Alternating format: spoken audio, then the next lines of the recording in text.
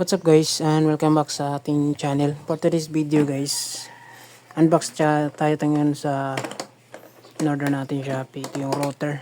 Ayan guys. So, meron siyang user manual.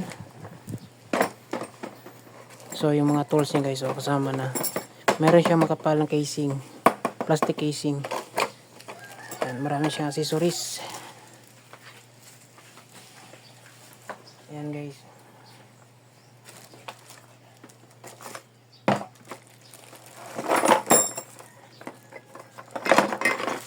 So, ito yung DeWalt na DWE 2500 na router.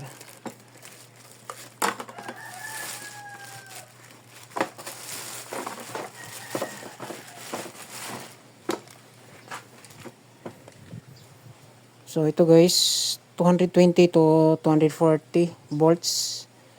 Tapos, meron siyang 1200 watts with 6 by 6 mm.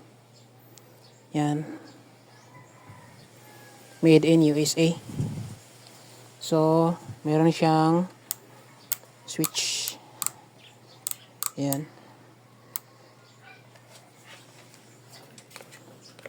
Ito yung power switch niya guys.